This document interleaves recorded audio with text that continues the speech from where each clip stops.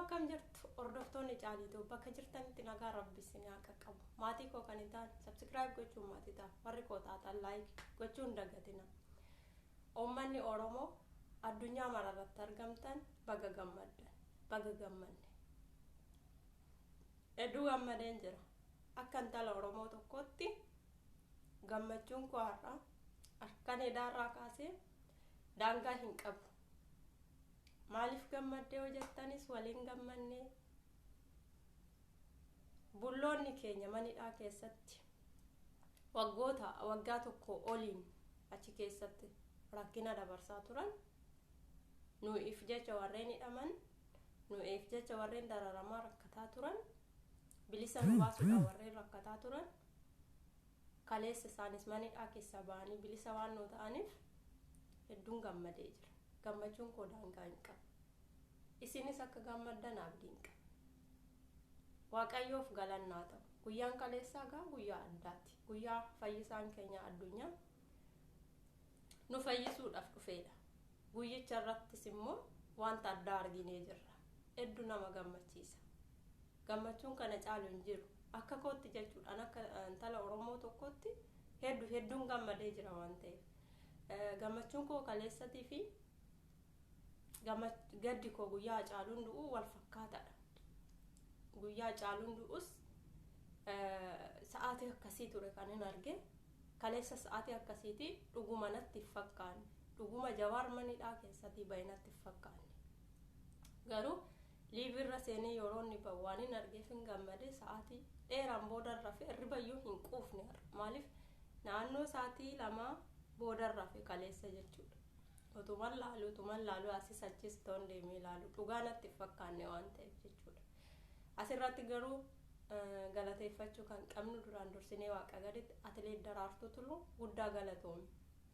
Wanticha irratti aarsaa kanfalteerti nutti fakkaate guyyoota torbee kana keessa argaa turre waan ta'eef atileet Daraartuu Tulluu galata guddaa nu biraa qabda. Egaa warreen Jawaar jibbitanis warreen Jawaar jaalattanis baay'ee gammadani waan ta'eef baga gammaddan. Warri jibbuu fi warra gammaduufis gammachuun hawaa waan ta'eef jechuudha. Namoonni muraasni Oromoonni muraasni Jawaarin akka jibban nan beeka. Ilaalcha gadaanaa qabaatanii waan jibbaniifis nan beeka. Jawaar uummata musliimaa qofaaf dubbata. Uummata musliimaa qofa bilisa baasuu barbaada kan jedhuuf jibbu namoonni baay'een. Jawaar garuu uummata Oromootiif kan inni dubbatu. Uummanni Oromoo maacuu camti jedhe malee uummanni musliimaa qofti maacuu camti hin jenne waan ta'eef namni uummata Oromoof dubbatu, namni rakkina Oromoo hin barbaanne, gadda Oromoo dhaga'uu hin barbaanne hundumtuu keessa keenya ta'uu qaba. Oromoof Oromiyaan bilisa nuuf haa baatu. Wanta natti dhaga'amu gara fuulduraatti gammachuun adda ta'u gara fuulduraatti kan natti dhaga'amu keessaa waa tokko. Innis yeroo nani biyyaa bahu mootummaan keenya eenyu ture maqaan isaa kan mallas irraa fuudhe maqaan isaa iyyuu naan qabamu malee wayyoo baqas kan isa mallas irraa fuudhee bulchaa ture mallasin jedha mallas irraa fuudhee bulchaa ture sanatu Hayilamaaraamtu bulchaa ture yeroo nan biyyaa bahu gara biyya Arabaa yeroo deemu jechuudha. Innaa mootummaan keenya ammaa kun isaaniin kabaja nan kabajaan kanaan ala jibba isaanis jaalala isaanis dubbachuus hin barbaadu dubbadhees hin beeku. Yeroo nani biyyaa bahu isaantu isa bulchaa ture. Hawwiin koo amma ammoo kan hin gara biyya koollee galuu barbaadu yaa rabbi biyya koo na jiraachisi kan hin jedhu mootummaan Oromiyaaf Oromoof yaaddu yeroo Oromiyaa keessatti Itoophiyaa keessatti dhufee gaafa nuti bilisa taane gaafa ofii keenyatti amannee riba nagaa boolle gaafa uummanni Oromoo boo'icha dhiise gaafa armeen Oromoo ijoollee ishii gara mana barumsaatti eessatti bobbaafatte too boo'ichaan hin galchin gammachuudhaan gara mana ishiitti simattu gaafa sana biyya keenya keessa jiraachuun kan nu gammachiisu. Innaa mootummaan Oromiyaaf Oromoof yaaddu gaafa biyya koo galte too biyya koo galee hedduu na gammachiisa jechuudha. Waan ta'us natti fakkaata akka abjuutti eegaa jira jechuudha. Innaa by the way ani politikanya or mitisi waa'ee politikaa nagalchu politika hordofee sin beeku garuu Jawaarin nan jaaladha fixeen jaaladha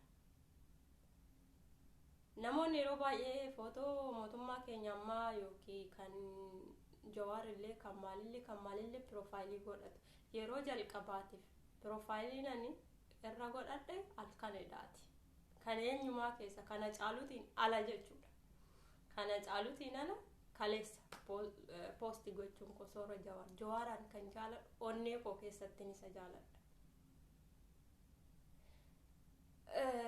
yeroon illee hiriyaa kooteen baay'ee wallolee jirra waa'ee Jawaar irratti ishiin saba Amaaraati waan taateef Jawaar ashabbaarii ነው naan jettiiyu Jawaar ashabbaarii ነው naan jettiin na hundumaa እና ishiin kan jaalattu immoo Iskindar Naggaa ture kaalsiin oddoo ishiitiif xirooftii jedhama iddoo keenyaaf jechuudha kanaafuu amma feeshii jaaladha amma feeshii kabajullee wantoota biraa walitti hin dhufnu walitti hin buunu garuu isarratti walitti buuna ture Jawaar irratti wallolla ture daddaftee na dhiisti garuu simmeetiin sun fuula koo na jijjiira daddafee waan ta'eef na dhiisti ture yomaan dubbattu daddaftee hin cufti akkasitti simmeetiin Jawaar namaan illee walitti na buusa ture jechuudha kanaafuu hedduu gammadeen jira kaleessa ganamaan ka'ee viidiyoo naa waraabu yaa rabbi nama hidhame nuu baasi jechaan ture viidiyoo koo keessatti galgala gaafan argu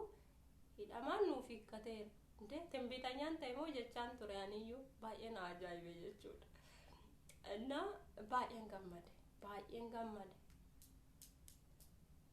kan hidhaa jiru ni hiikkata kan du'e garuu hin galu kana qofa kan nama jibbisiisuuf kan nama gaddisiisu isa kana malee inni amma jiru hedduu nu gammachiiseera inni argaa jirru hedduu nu gammachiiseera gara fuulduraatti immoo Oromoof Oromiyaan bilisa baanee nagaan gallee akka nama kamiituu barannee hojjannee mul'annee addunyaa maraarratti nageenyan mul'ataan akka mul'annu abdii waaqarraa qaba ilmaan Oromoo baga gammaddan ammas nagaan naa tura